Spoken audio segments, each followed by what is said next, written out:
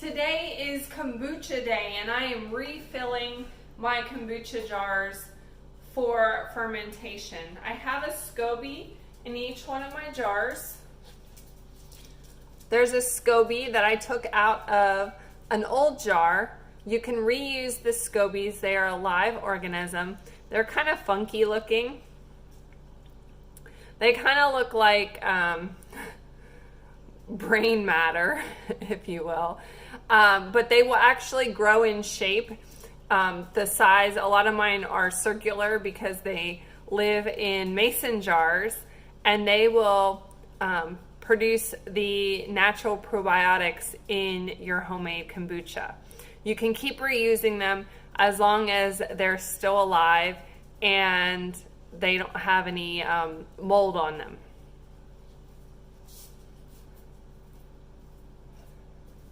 So I have one SCOBY in each one of my jars, and you want to create a flavor base. I'm doing all the same flavor today. My favorite is this combination right here.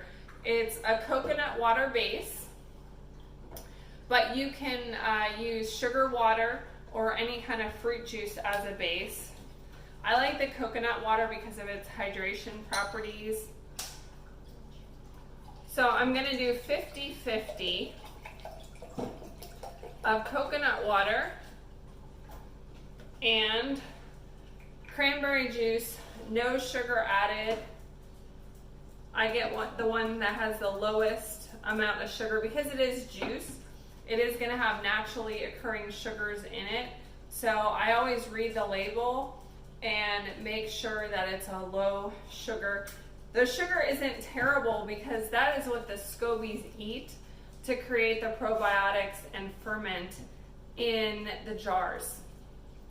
So once you've had a jar, 50-50, you don't want to fill it up all the way. The space at the top of the jar is important.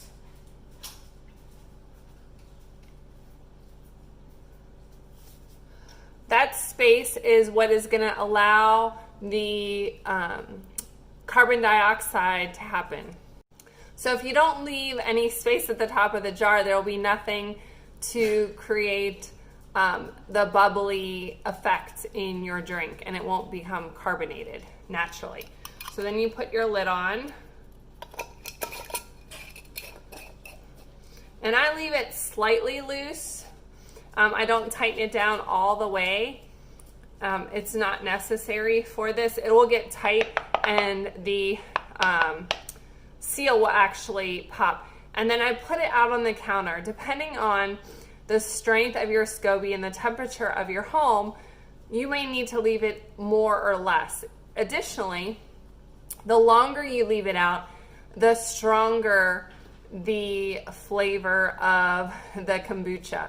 So if you prefer a sweeter kombucha, you would start with a more sugary base, or you could always add some additional juice at the end. But the longer you leave it out, the stronger it will become. So you can play around with times. I leave mine out 1 to 2 days, 3 days at the max, and then once they're fully processed and they're carbonated, then I put them in the refrigerator. That will stop the SCOBY process because the SCOBY will kind of go into a limbo and take a nap in the cold refrigerator, and it will stop fermenting your kombucha. And then when you're ready to drink it, you drain the SCOBY out and put it in sugar water and put it back in the refrigerator until you're ready to make your next batch. So that's it. It's really that easy to create kombucha at home. You can play around with different flavors of fruit juice.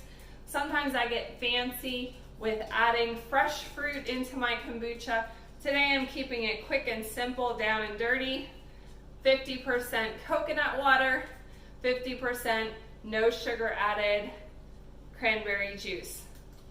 Leave it out on the counter for 2 days, then put it in the fridge until you're ready to drink it. Thanks for watching. I'll see you next time.